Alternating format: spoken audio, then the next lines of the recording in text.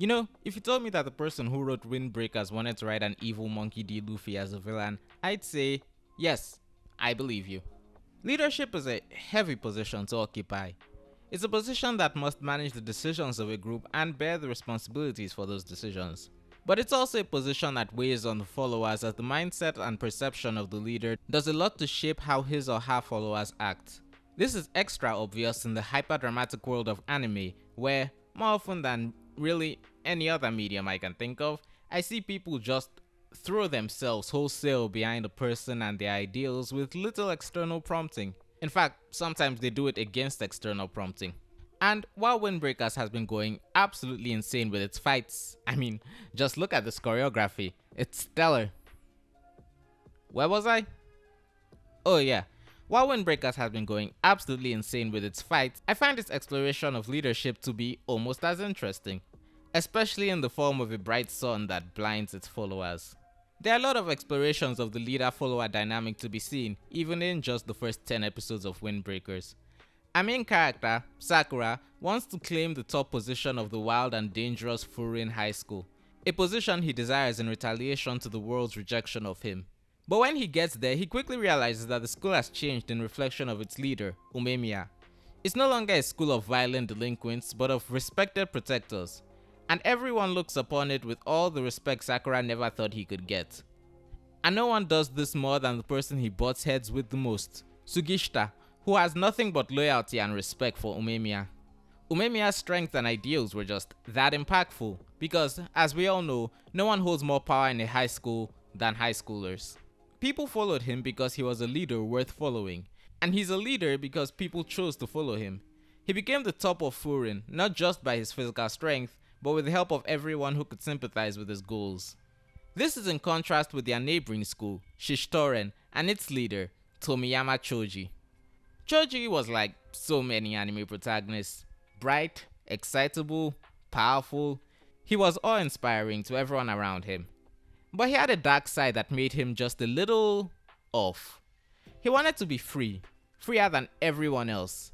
And to achieve that freedom, he wanted the strength to be able to do whatever he wanted. And he thought that fighting to the top of Shishitoren, a group that calls itself the Devotees to Power, would allow him to grasp that freedom. But that didn't happen, because things didn't really change. Becoming the leader didn't make him any freer than he'd been previously, and the disappointment was crushing.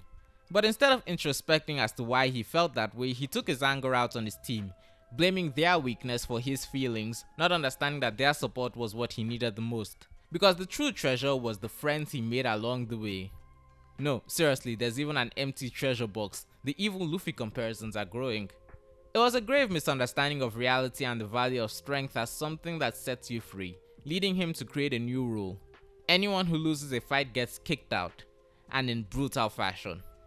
But the most interesting effect of this mindset wasn't on Choji, it was on his team, especially in the form of Togame Zhou, his second in command. Someone who'd started out fighting Shishitoren before getting drawn into its orbit by Choji's personality and believed in him more than anyone else. But he let that belief blind him to reality as he felt the need to protect the sun that had drawn him in from being seen as anything else. Instead of challenging his leader for changing into something he didn't support in an attempt to get him back on track, he decided that his course of action would be to take on Choji's negative desires personally, becoming the enforcer associated with these rules so that Choji could continue to shine brightly for everyone else.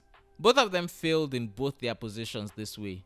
Choji failed to acknowledge the importance of those who followed him, and Togame failed to assert what he wanted from the person he wanted to be his leader. And Shishitoren changed to match this new oppressive sun and to reflect their leader, focusing only on the pursuit of power, dehumanizing others who they perceived as weak, even former teammates. Togame was outraged when he found out that the members of his team would use their power to terrorize a middle schooler, but could he really claim surprise when that's the team he and Choji fostered? But of course, that cruelty is what drew the attention of Bofurin, leading to a series of one-on-one fights against their neighbors.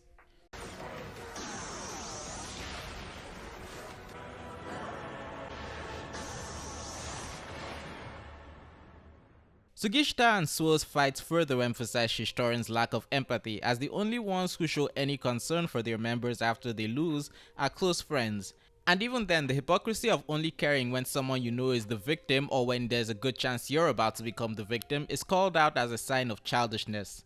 And anyone who watches this anime will tell you that Choji is the most childish person here.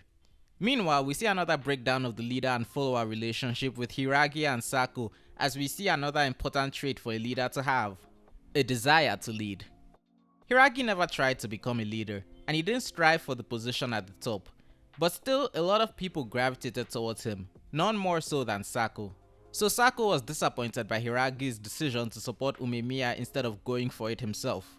The reason the two friends split is because Hiragi, as someone who had chosen to follow someone else, couldn't tell Sako the one thing he wanted to hear. He couldn't tell him to follow him.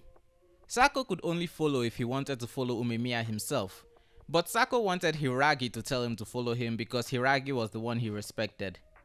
It's this breakdown in communication that led to both former friends fighting each other, with Sako wanting to make Hiragi regret not taking him with him. And of course, this contrasts with Choji, who wanted to be the leader of Shishitoren, but didn't want to think of those beneath him as he was only concerned with his strength. And as he gained power over the whole group, he ironically lost everything he could fight for as he could only focus on his followers' weaknesses. Togami didn't want to follow the person Choji had become, but he also didn't want to fight against the one who had once shone so brightly, even as he turned dark, choosing to sit in that shadow and try to hold everything together, even as it broke beneath him. What he should have done was fight to keep the team the same. It's not until both are made to see the point where they went wrong and let their ideology get perverted that they're able to move forward to try and fix what they've broken in their team. And maybe with this, Shishitoren as a whole could move forward as well, and the devotees to power could actually become powerful. This is an anime about high schoolers fighting each other. What did you think of Windbreaker's little tournament arc? Tell me your thoughts down in the comment section below, and while you're at it, don't forget to hit the like button and subscribe for more. Thank you, and good day.